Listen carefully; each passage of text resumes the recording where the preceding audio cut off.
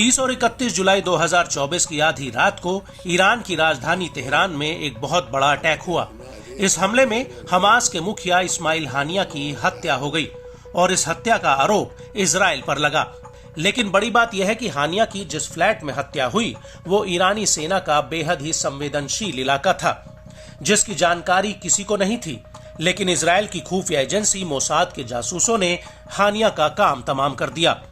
दरअसल हानिया ईरान के नए राष्ट्रपति मसूद पेजेश्कियन की ताजपोशी में तेहरान पहुंचे थे और इस फंक्शन के बाद जैसे ही वो अपने सीक्रेट फ्लैट पर लौटे वैसे ही उनकी हत्या हो गई। लेकिन अब ऐसा लग रहा है कि ईरान भी मोसाद की राह पर चल पड़ा है और उसने इजराइल के पीएम बेंजामिन नेतन्याहू की हत्या के लिए एक ऐसा ही जाल बिछाया था। लेकिन समय रहते ईरान के इस कांड का भांडा फूट गया। जी हां, हम बात कर रहे हैं इजराइल में पकड़े गए ईरान के 2 जासूसों की, जो इजराइल के नागरिक हैं और धर्म से यहूदी हैं।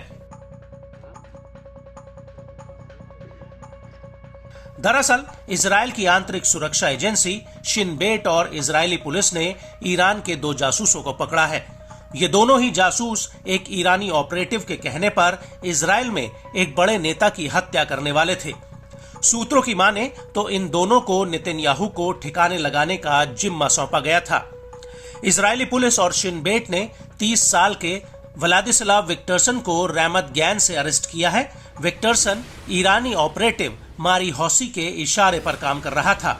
शिनबेट के मुताबिक मारी हौसी ने विक्टरसन को पिछले साल अगस्त 2023 में सोशल मीडिया के जरिए संपर्क किया था और इन दोनों ने 18 साल के एना बर्नस्टाइन और एक अन्य स्थानीय को हायर किया था।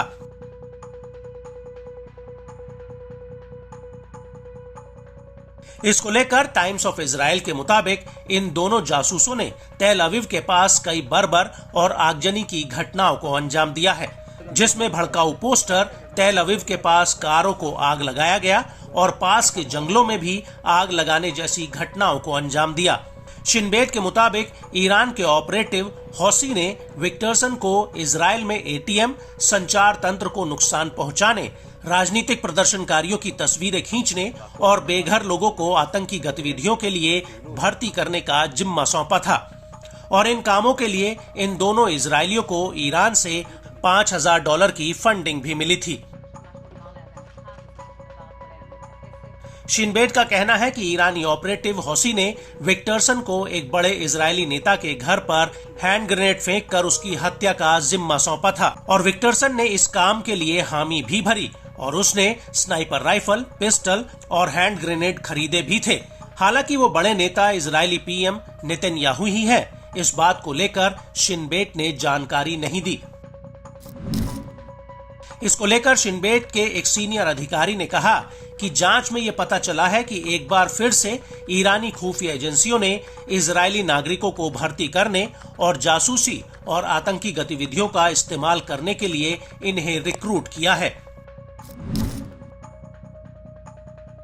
शिनबेट का कहना है कि उसने इजरायली पुलिस के साथ मिलकर ईरानियों द्वारा इजरायल के नागरिकों की भर्ती करने की कई कोशिशों का भांडाफोड़ किया, जिसका सीधा उद्देश्य इजरायल के लोगों को नुकसान पहुंचाना था।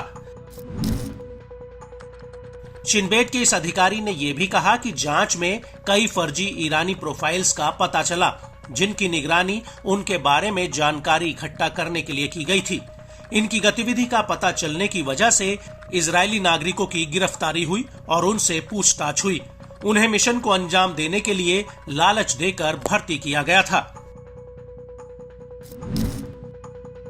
शिनबेट का यह भी कहना है कि ईरानी ऑपरेटिव सोशल मीडिया प्लेटफॉर्म जैसे व्हाट्सएप, फेसबुक और एक्स के जरिए इंग्लिश और हिब्रू भाषा में इजरायलियों को लालच देकर फंसाते हैं।